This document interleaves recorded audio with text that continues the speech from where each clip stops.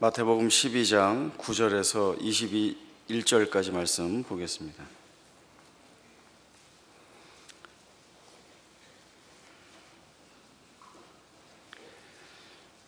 마태복음 12장 9절에서 21절까지 말씀 제가 읽겠습니다.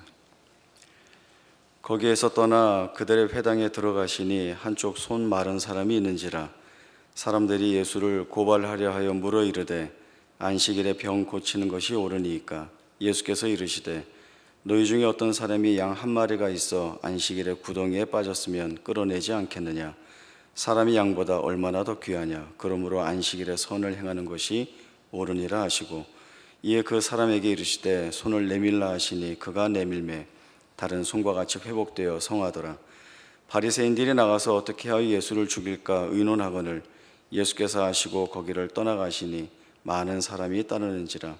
예수께서 그들의 병을 다 고치시고 자기를 나타내지 말라 경고하셨으니 이는 선지자 이사야를 통하여 말씀하신 바 보라 내가 택한 종 곧 내 마음에 기뻐하는 바 내가 사랑하는 자로다.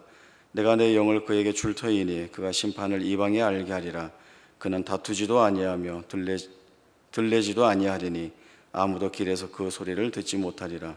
상한 갈대를 꺾지 아니하며 꺼져가는 심지를 끄지 아니하기를 심판하여 이길 때까지 하리니 또한 이방들이 그의 이름을 바라리라 함을 이루려 하심이니라. 아멘. 마태복음 12장에는 예수님이 바리새인들과 안식일과 관련된 논쟁 두 가지를 하고 계십니다. 하나는 안식일에 예수님의 제자들이 밀밭 사이로 지나가다가 이삭을 잘라 먹은 것이고 또 하나는 오늘 본문인 안식일에 회당에서 손 마른 자를 고쳐주신 것에 관한 내용입니다. 안식일에 제자들이 밀 이삭을 잘라 먹은 것에 대하여서 예수님은 다윗이 그 함께한 자들과 시장할 때에 제사장 외에는 먹지 못하는 진설병을 먹은 것을 알지 못하느냐 말씀해 주시고 또 안식일에 제사장이 안식을 범하여도 그것이 죄가 되지 않는다는 것을 알지 못하느냐 말씀하시면서 사람이 안식일을 위하여 있는 것이 아니라 안식일이 사람을 위하여 있다라고 하는 말씀을 주셨습니다. 오늘 본문에서도 예수님이 회당에 들어가신 날이 안식일이었는데 한쪽 손 마른 자가 있는 것을 보시게 됩니다. 그리고 예수님께서 물으시기를 안식일에 병 고치는 것이 옳으냐 하시고 이 물음에 대한 이유는 당시 안식일과 관련된 규정에는 생명이 위급한 경우가 아니면 안식일에 병을 고치지 않고 그 다음 날 안식일이 지난 후에 하는 것이 옳다라고 하는 규정 때문에 그렇습니다. 물론 한쪽 손 마른 자가 오랫동안 이 병을 알아왔기 때문에 오늘 고치든 내일 고치든 크게 상관이 없을 수도 있습니다. 그러나 예수님은 그 규정과 상관없이 손을 내밀라 하시고 그가 손을 내밀었을 때에 회복시켜 주십니다. 예수님이 그를 고쳐주시기 전에 사람들에게 주신 말씀을 보게 되면 예수님이 무엇을 중요하게 여기시고 또 무엇을 우선하고 계시는가를 우리가 알 수 있습니다. 너희 중에 어떤 사람에게 양 한 마리가 있는데 안식일에 구덩이에 빠졌으면 그 양을 구해내지 않느냐? 사람이 양보다 얼마나 더 귀하냐? 그러므로 안식일에 선을 행하는 것이 옳다라고 말씀을 주십니다. 예수님이 바리새인들과 하고 계시는 안식일에 관한 논쟁을 보다 보면 우리들도 신앙생활 해오면서 겪고 있었던 문제들 또는 고민하고 있었던 문제들이 이렇게 겹쳐집니다. 그러면서 그 안에서 우리가 바르게 하고 있는가에 대한 고민들을 꽤 많이 하고 있다는 것들을 저희들이 보게 됩니다. 저도 믿는 가정에서 태어났기 때문에 부모님 신앙생활을 하는 모습을 어려서부터 이제 보면서 저 자신도 알게 모르게 이렇게 해야 되는구나라고 하는 것을 이렇게 무의식적으로 배워왔던 부분들이 있습니다. 이제 그런 것들이 생활에서 드러나는데, 아마 많은 분들이 어렸을 때 해 보셨을 만한 일들을 저도 그렇게 겪어왔습니다. 어떤 일들이 있는가 하면, 새 옷을 사면 바로 안 입죠. 왜 안 입죠? 교회 갈 때 입어야 된다라고 하는 거죠.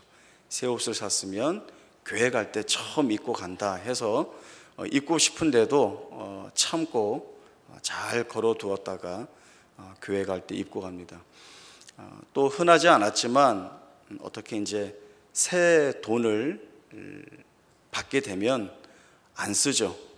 안 쓰고 고이 잘 구분해 두었다가 헌금할 때 내기도 하고, 또 이런 경험은 있으신지 모르겠지만 저는 그 돈을 다리미로 다려서 교회에 헌금으로 가져가기도 했습니다. 주일에 사 먹지 않아야 되는 것은 당연하고, 또 교회 거리가 걸어가기에는 좀 부담이 있는 거리였는데 주일에는 늘 동생 손 붙잡고 그 먼 거리를 걸어 다닌 그러한 부분들이 있습니다. 물론 지금 보면 대단히 경직된 부분이 있어 보이지만, 그러나 하나님 앞에서 나 자신을 돌아본다, 또 하나님 앞에 가장 좋은 것을 드린다라고 하는 순전한 마음에서의 신앙의 유익들은 분명히 있었습니다. 그러나 문제는 이게 다다라고 할 때에 문제가 발생하게 되는 것이죠.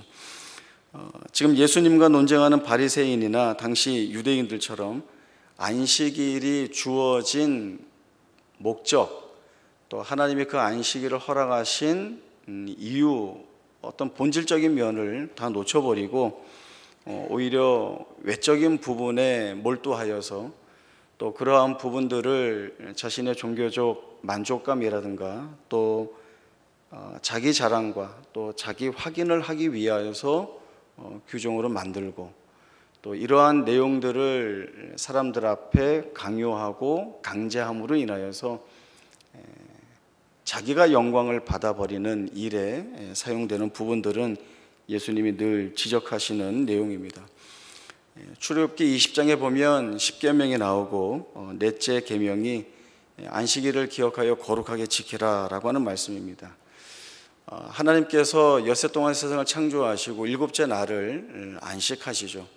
하나님이 이 날을 안식하신 것은 6일 동안 창조하시면서 너무 힘들었거나 고되어서 이제 내가 좀 쉬어야 되겠다 해서 그날을 안식하신 것이 아니라, 하나님께서 엿새 동안 창조하신 그 세상이 완전하다라고 하는 의미가 첫 번째로 있고, 또 하나님이 안식하시는 날을 복되게 거룩하게 구별하여서 하나님 앞에 서 있는 모든 피조물들이, 지음받은 피조물들이 하나님으로부터 주어지는 은혜에 감사하면서 기쁨을 누리게 하는 날들로 구별해 주신 것입니다. 이런 복된 의미로 주어진 날을 하나님이 부어주시는 은혜와 상관없이 오히려 규정으로 강제하는 방식을 취하여서 오히려 사람 스스로가 자기의 만족을 위한 것이다 라고 한다면 그것은 한참 틀린 것입니다. 한쪽 손 마른 자의 병이 나을 수 있는 상황이라 하더라도 안식일이면 기다렸다가 그 다음 날 치유해야 된다라고 주장하는 사람들이 자기 소유의 양이 구덩이에 빠졌을 때에는 안식일이라 할지라도 전혀 개의치 않고 나가서 그 양을 구해내는 모습이라고 한다면, 그들이 생각하고 있는 안식일이나 또 그들이 주장하고 있는 안식일에 관한 규정들이 과연 무엇을 위한 것인가 라고 하는 것들을 여실히 우리에게 보여줍니다. 공동체 안에 있는 한 이웃, 한 형제가 오랫동안 육체적인 질병에 사로잡혀 있어서 평안하지 못하고 온갖 고통 속에 사로잡혀 있었는데, 그가 회복되고 치유됨으로 인하여서 그가 육신의 자유함은 물론이고 마음의 평안함을 누리는 것이 그 무엇보다도 가장 우선시되고 중요하게 여겨야 될 일인데 그거 그렇지 않다. 법을 지켜야 된다. 우리가 만들어 놓은 규정을 지켜야 된다. 이 안에서 벗어나면 안 된다라고 선을 그어두어서 한 이웃이, 한 형제가 마음껏 즐거워할 수 있는 기회나 그러한 정황들을 전혀 돌아보지 않는다라고 하는 것은 내가 하나님을 사랑하고 있는 자이다. 내가 하나님의 말씀에 순종함으로 하나님을 기쁘게 하는 자다라고 하는 그 말이 틀린 겁니다. 요한일서 4장 20절과 21절 말씀 보겠습니다. 신약 성경 392쪽 요한일서 4장 20절과 21절 말씀입니다.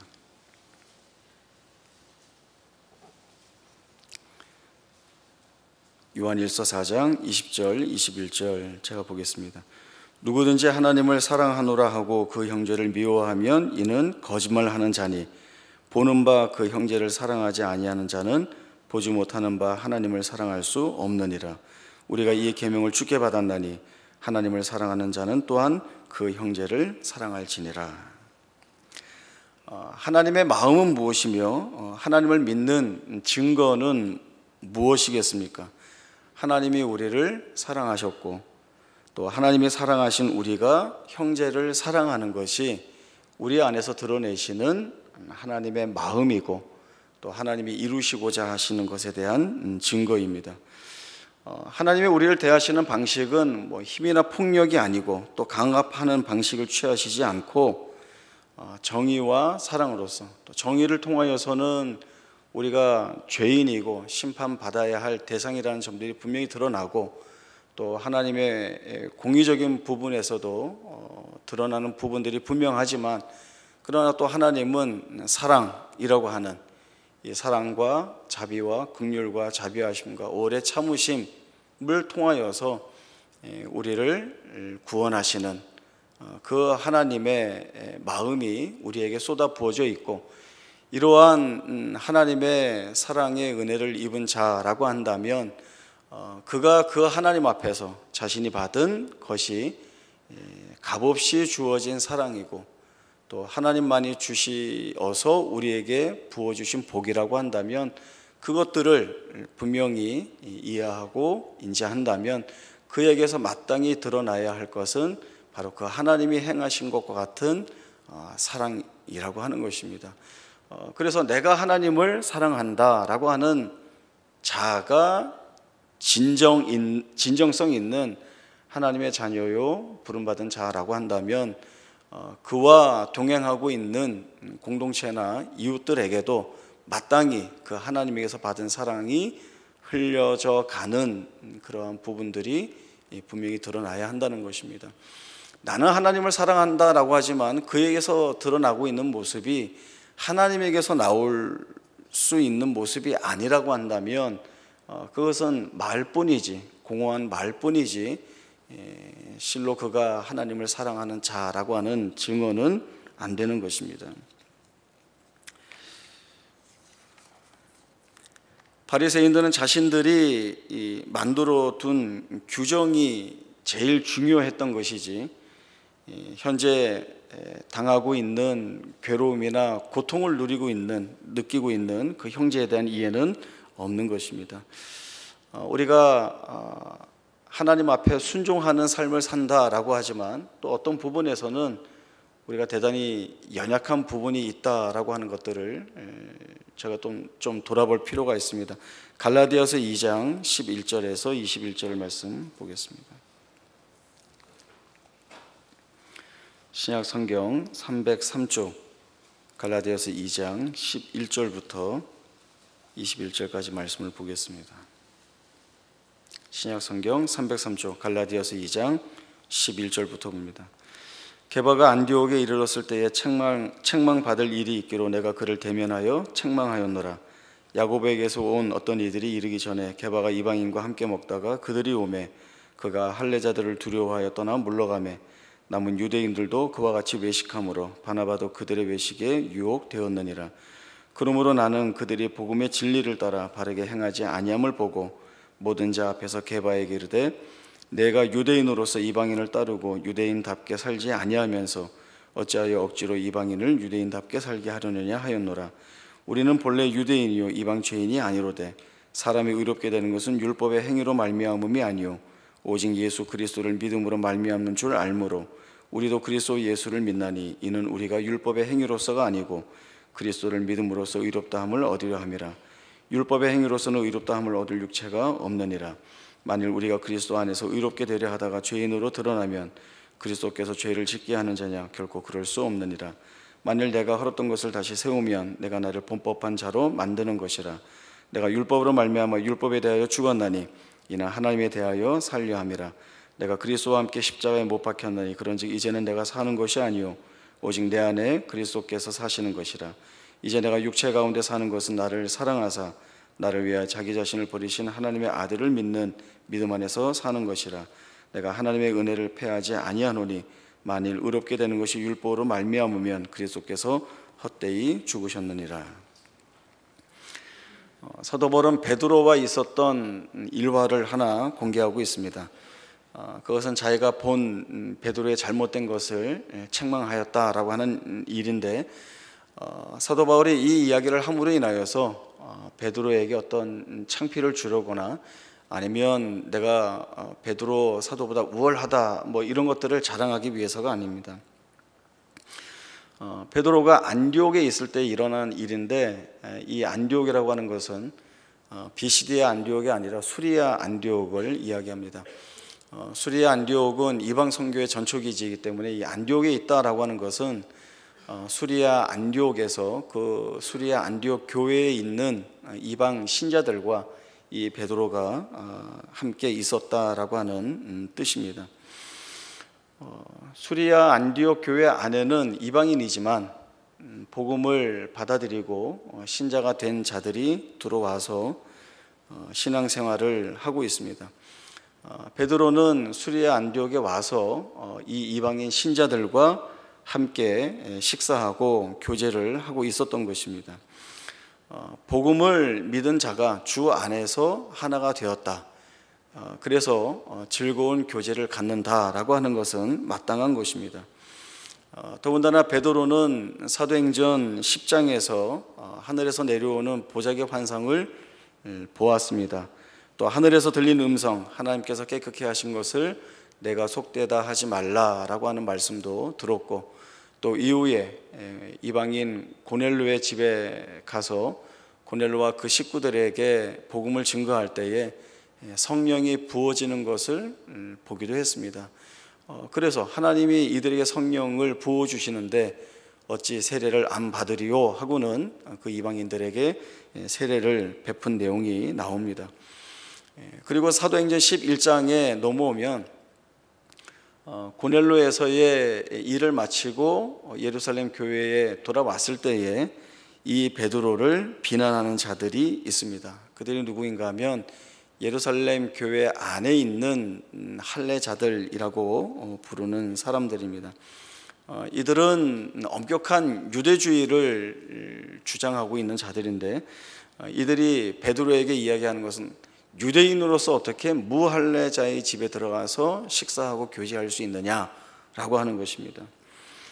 당시 유대인들은 이방인들과 식사하거나 교제하는 것이 위법으로 되어 있습니다. 그래서 해서는 안 되었기 때문에 이들은 이방인의 집에 들어가서 식사 교제한 베드로를 비난하고 있습니다. 그러나 베드로가 자기가 겪어온 일들을 다 이야기합니다.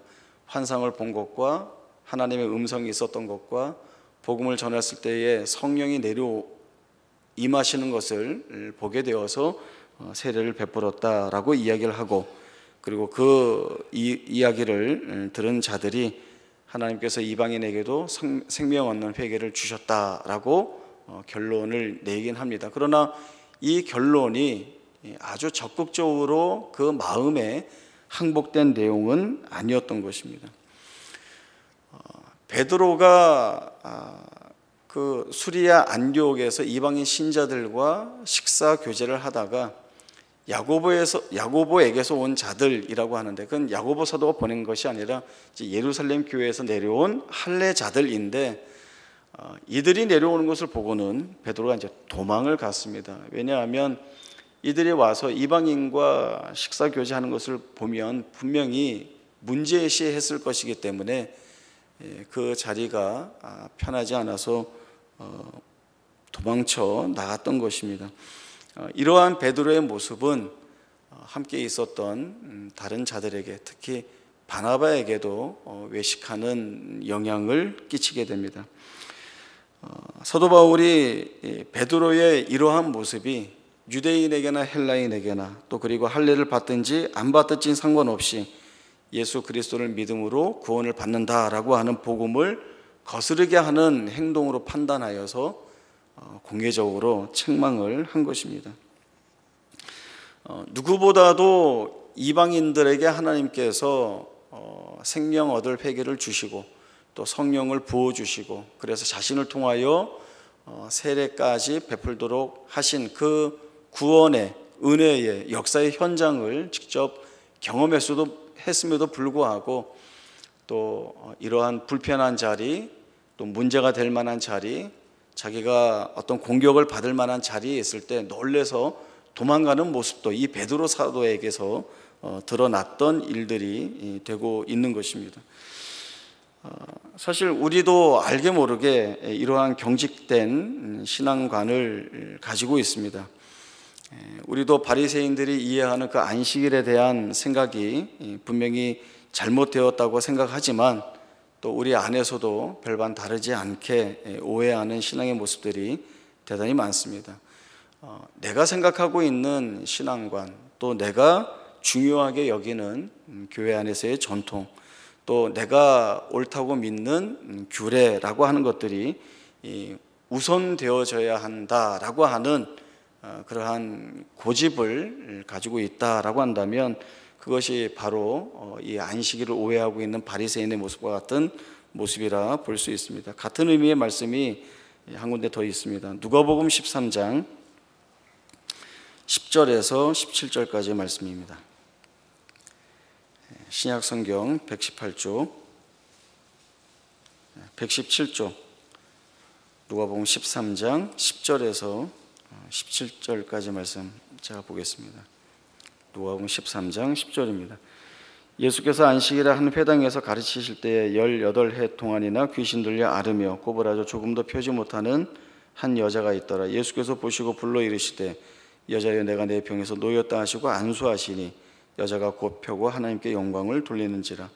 회당장이 예수께서 안식일에 병 고치시는 것을 분내어 무리에게 이르되 일할 날이 엿새가 있으니 그동안에 와서 고침을 받을 것이요 안식일에는 하지 말 것이니라 하거늘, 주께서 대답하여 이르시되 외식하는 자들아, 너희가 각각 안식일에 자기의 소나 나귀를 외양간에서 풀어내어 이끌고 가서 물을 먹이지 아니하느냐.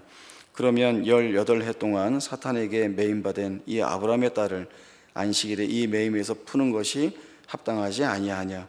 예수께서 이 말씀을 하시며 모든 반대하는 자들은 부끄러워하고 온 무리는 그가 하시는 모든 영광스러운 일을 기뻐하니라. 마찬가지로 안식일에 회당에서 예수님이 하신 일입니다. 18해 동안 귀신 들려 앓고 있고 또 꼬부라져 조금도 펴지 못하는 한 여인을 예수님께서 고쳐주십니다. 회당장이 이에 대하여 이 이야기를 하는데 분을 내어 이야기를 한다라고 이야기를 하고 있습니다. 뭐라고 이야기하는가 하면, 일할 수 있는 날이 엿새나 있지 않았느냐. 그 6일 동안에 와서 고침을 받으면 되지 왜 안식일에 하지 말아야 될 일들을 하겠느냐라고 하는 그러한 분에 찬 이야기를 하고 있습니다. 그러나 이에 대하여서 예수님이 주시는 말씀도 있습니다. 그 예수님의 첫 번째 하신 말씀이 무엇인가 하면 외식하는 자들아 라고 하는 것입니다. 외식하는 자들아, 너희가 잘하고 있다, 아니면 너희가 옳게 행하고 있다라는 말씀이 아니라 외식하는 자들아, 너희가 잘못 행하고 있다라고, 너희가 잘못 가고 있다라고 하는 말씀을 주십니다. 너희가 안식일에 자기의 소나 나귀나 외양간에서 풀어내어서 물을 마음껏 머시게 하거나, 그 외양간에서 자기 짐승을 꺼내와서 물을 마시게 하는 것은 자기가 키우고 있는 가축에 대한 마음이 있었던 것이죠. 얘네들이 목이 마르겠다, 물을 먹게 해야 되겠다라는 생각을 가지고 끌고 나오는 겁니다. 그러나 회당장이 일할 날이 엿새 동안이고 안식일에는 그런 일 하지 마라 라고 이야기하는 것은 자기 가축에게 물 먹이는 것은 어떻게 보면 사소한 일일 수 있지만, 그러나 짧지도 않은 18해 동안 사탄에게 매인바 되어서 육신의 질병의 고통을 겪고 있고 마음의 평안을 다 놓치고 있는 이 한 이웃의 여자가 이제는 안식일의 고침을 받음으로 인하여서 사탄에게 놓여서 참 자유를 얻게 되고, 또 그로 인하여서 하나님께 영광을 돌리게 되는 이 귀하고 복된 일들이 일어나는 것에 대한 이해를 전혀 가지지 않는 것에 대한 말씀을 주시고 있습니다. 안식일은 일을 안 하는 날이 아니라 하나님이 기뻐하시는 일을 하는 날입니다. 그래서 예수님은 마태복음 12장에서도 안식일에 선을 행하는 것이 옳다라고 말씀하시고, 또 마가복음 3장에서는 안식일에 생명을 구하는 것이 합당하다라는 말씀을 주신 것입니다. 중요한 것을 놓치는 경우가 저희들이 대단히 많이 있죠. 그 자녀 양육에 대한 책을 보다가 거기에서 나온 이야기 있는데, 어떤 그 어머니에게 아들이 하나 있는데 이제 흔히 말하는 이제 문제아이입니다. 하루가 멀다 하고 매일 사고치고 공부 안 하고 그 어머니의 마음을 아프게 하는 아들이죠. 근데 이 아이가 이제 고3이 되어서 이제 수능을 보러 갔고, 이 어머니는 아들이 시험 마치고 나올 때까지 이제 그 학교 앞에서 기다린 겁니다. 그리고 이제 시선은 아들에게로 넘어가서 아들이 시험을 마치고 다 나오는데 이제 많은 어머니들이 다 이제 기다리고 있다가 이제 아이들이 나오니까 이제 서둘러 가서 이제 만나면서 이제 이야기를 하는 것을 이 아들이 보게 됩니다. 그 여러 어머니들이 다 뭐라고 얘기하는가 하면, 시험 잘 봤어? 그게 이제 첫 이야기죠. 시험 잘 봤어? 너 공부한 거 많이 나왔니? 실수하지 않았지? 답안지 밀려 쓰지 않았지? 모두가 다 이런 이야기만 하는 거예요. 그런데 자기 어머니한테 가니까 그 어머니가 빙그레 웃으면서 수고했다 그러는 거예요. 그래서 이 아들이 감동을 받아가지고 열심히 공부해서 그 다음 해에 이제 서울대 갔다, 뭐 이제 이런 이야기가 있습니다. 그래서 저희는 이제 여기에 꽂히는 거죠. 아이가 나올 때 빙그레 웃으면서 수고했다라고 하면 이제 애가 감동을 받고 이제 서울대 갈 만큼 열심히 공부를 하겠구나 하는데, 중요한 건 이제 그 얘기를 하는 게 아니죠. 상황적으로도 보면 지혜를 발휘할 필요가 있습니다. 시험 잘 봤어? 아는 거 많이 나왔니? 실수하지 않았니? 아무 소용이 없는 질문입니다. 실수했어요. 야, 들어가서 다시 봐. 이렇게 할 수도 없고, 답안지 밀려 썼어요 라고 했을 때, 야, 다시 들어가서 시험 감독한테 한 장 다시 달라고 해서 쓰고 나와. 이렇게 할 수 없는 일입니다. 그러면 조금만 지혜로우면 수년 동안 이 하루 정해진 날에 자기가 배우고 익힌 것을 다 쏟아내기 위해서 아침 이른 시간부터 오후 늦게까지 그 시험 보고 나온 아이한테 마땅히 해줘야 될 말은 수고했다 여야 되는 거죠. 걔가 나중에 감동받아서 서울대 간 거는 상관이 없고 그렇게 해줘야 되는 거죠. 왜요? 왜 그렇게 이야기하죠? 내 사랑하는 자녀가 그렇게 애를 쓰고 왔기 때문에 그걸 위로하고 격려해 주는 것이 마땅하다라고 하는 것입니다. 부모가 자녀에게 어떠한 일을 하더라도 나중에 이 말 한마디면 다 돼 라고 하는 말 중에 다 너 위해서 하는 거야 라고 하는 말들이 있죠. 그게 다르게 생각하면 하나님이 우리에게 너 죄 안 짓게 하려고 너의 뇌를 제거하고 손발을 묶어서 움직이지 못하게 가만히 놔두면서 너 위해서야 라고 하면 우리가 그게 항복이 되는 이야기겠느냐? 그렇지 않죠. 바리새인들이 율법을 중요시하는 것처럼 여기고 또 그 율법을 이야기하면서 하나님에 대한 바른 신앙관을 이야기하는 것 같지만 사실 그들은 율법을 잘못 이해하고 있는 것입니다.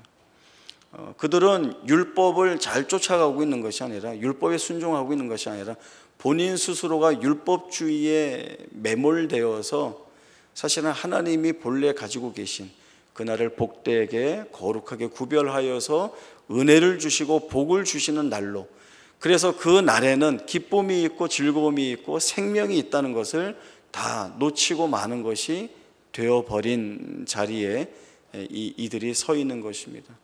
그래서 예수님은 하나하나 깨뜨리면서 하나님이 주신 것에 대한 확인을 갖게 하시는 것입니다. 안식일이 사람을 위하여 있다라고 하시고, 그 날이 너희에게 기쁨을 주는, 생명을 주는 날인 것을 다시 한번 말씀을 해 주시고 계십니다.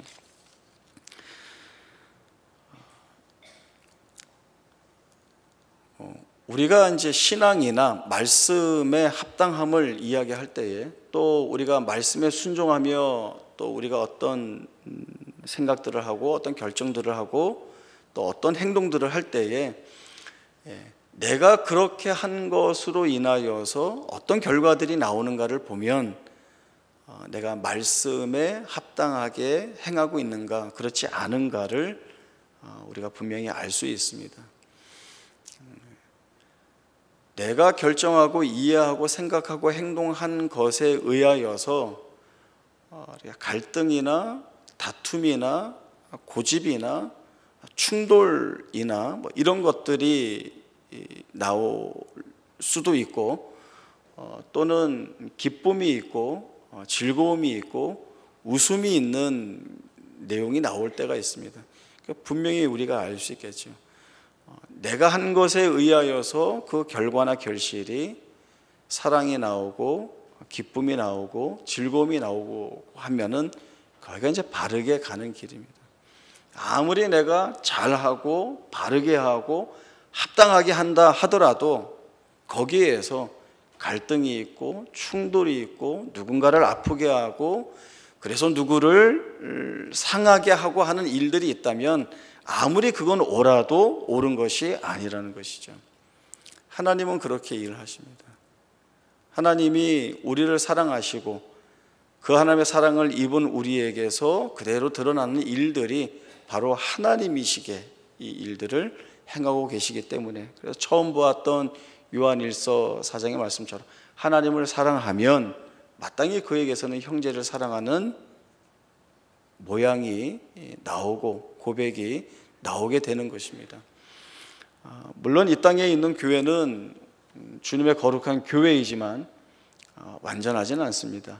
이 안에서도 우리가 또 이러한 부분들에 있어서 때로는 의견이 다를 수도 있고, 때로는 뜻이 달라서 부딪힐 때도 있고, 또 그런 것들이 불화로 이어지기도 합니다.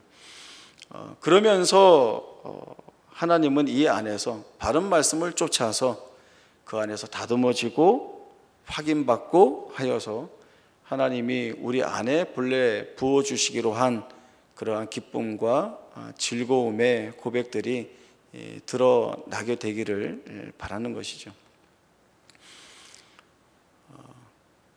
그 새벽 한 3시쯤에 핸드폰이 울렸습니다. 새벽 3시에 울리는 핸드폰은 좋은 일은 하나도 없습니다. 단지 이상한 일들이죠. 그래서 이게 무슨 일일까 하고 핸드폰을 봤더니 제가 예전에 가르쳤던 청년 학생의 이름이 딱 떠 있는 겁니다. 그래서 전화를 받고 무슨 일이냐 그랬더니 목사님이 보고 싶어서, 목사님의 목소리가 듣고 싶어서 전화를 했다고 하면서 혀는 완전히 꼬부라져 있고요. 그래서 제가 야 이놈의 자식아, 술 처먹었으면 자야지 왜 전화하고 난리야 라고 하지 않고, 야 너는 그렇게 술 먹었는데도 내 목소리를 듣고 싶어 하다니 너무 고맙다 이렇게 하고 이제 전화를 끊었습니다. 물론 이제 제정신에 만났을 땐 좀 뭐라고 하긴 했습니다. 누군가는 이렇게 이야기할 수 있습니다. 아니 그 교회 다니는 내가 술 먹고 전화했는데 그걸 뭐라고 안 나무라세요? 라고 하실 수도 있고, 좀 제대로 가르쳐야 되는 거 아니에요? 그렇게 얘기할 수도 있는데, 제 방식으로는 그게 제대로 가르치는 겁니다. 술 먹고 전화한 애한테 제가 그 전화기 붙잡고 가르친다고 바로 들을 수도 없는 상황이고, 자기도 기분 좋아서 전화했으니까 저도 기분 좋게 얘기해. 야, 너 이렇게 취했는데 내 목소리 듣고 싶어서 전화했다고 하니까 내가 너무 고맙다. 야, 그래, 우리 이제 또 얼굴이나 보자. 그리고 이제 얼마 안 지나서 정말 만났거든요. 또 한 번만 더 술 먹고 전화하면 거기서 이제 제정신이니까 이제 그렇게 이야기를 하는 거죠. 그리고 이런 식으로 얼굴 마주 보고 밥 먹고 재미있는 얘기하고 이렇게 하자. 이러고 지나가는 것이 그 학생에게 좋게 잘 가르쳐주는 내용들입니다. 지금 청년부 안에도 이제 여러 애들이 많이 있는데 시간을 지내놓고 나니까요, 얘네들도 뭐 그렇게 잘 나오지 않았던 애들, 또 뭐 그렇게 교회 오면서도 열심히 신앙생활을 안 했던 애들인데 뭐 10년, 15년 지나서 이렇게 만나고 또 이야기를 해보면 그때가 제일 재밌었다는 거예요, 자기네 인생 중에.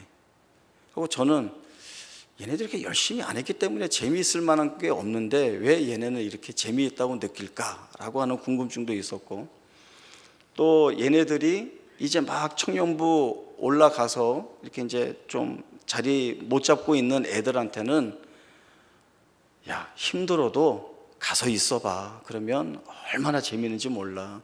다 그렇게 청년 생활 하는 거야. 제가 볼 땐 전혀 그런 조언을 할 만한 위치에 있는 애들이 아닌데 그렇게 조언을 하더라고요. 하나님이 이렇게 시간을 드리고 또 하나님이 좋아하시는 모습들을 통하여서 하나하나 깨달아가게 하시고 배워가게 하시고 보게 하심으로 인하여서 결국에는 이렇게 세워지는 자리로 하나님이 이끄신다라고 하는 것들을 보게 되었습니다. 그러기 위해서는 사랑하는 마음으로 또 이해하는 마음으로, 그 마음이 결국 하나님이 주시는 마음인데 그 마음을 가지고 잘 돌봐야 하는 것입니다. 오늘 이 말씀들을 보면서 하나님이 우리에게 무엇을 맡겨주시는가라고 하는 것들을 우리에게 분명히 말씀해 주십니다. 우리는 심판관도 아니고 또 우리는 무엇을 강제 집행하는 사람도 아닙니다. 우리는 하나님의 사랑을 나를 통하여서 흘려보내는 통로로, 도구로 쓰임받고 있습니다. 그렇게 해서 하나님이 이 땅에 그리고 이 교회 안에 하나님이 채워주시는 복과 은혜를 마음껏 누리라고 그러한 시간과 기회들을 주고 계십니다. 그런 의미에서 나 하나가 얼마나 큰 책임을 하나님 앞에서 맡고 있는가.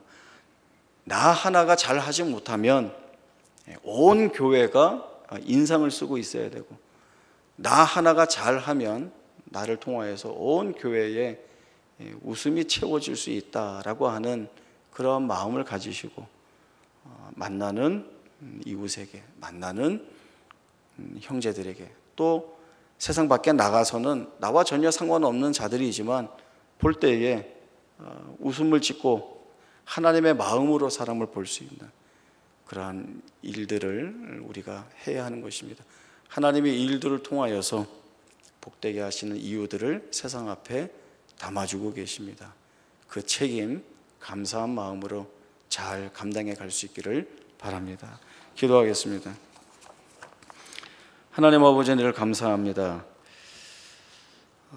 법이라고 하는 것은 늘 우리에게 부담이 될 수 있습니다. 그러나 그 법이 주어진 것은 사람을 보호하고 또 그 사람을 위해서입니다.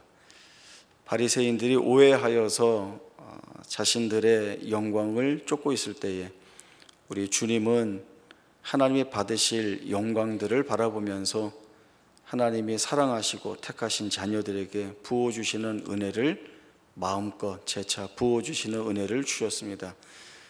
하나님은 이러한 말씀을 오늘 우리 가운데 주심으로 인하여서 우리가 하나님 앞에 얼마나 복된 존재로 또 얼마나 큰 은혜를 받고 있는 존재인지를 확인케 하셨습니다. 오늘도 우리에게 맡겨주신 귀한 사랑의 통로, 도구로 쓰임받는 이 자리를 알아 하나님이 사용하시는 대로 감사와 찬송의 고백을 드릴 수 있는 인생으로 쓰임받기를 원합니다. 이 일에 실패하거나 모자라지 않게 하여 주시고 또 하나님이 우리를 통하여 이루시는 일들을 통하여 교회와 세상 앞에 하나님으로 인한 웃음과 기쁨과 자랑이 있게 하여 주옵소서. 거룩하신 예수님의 이름으로 기도하옵나이다. 아멘.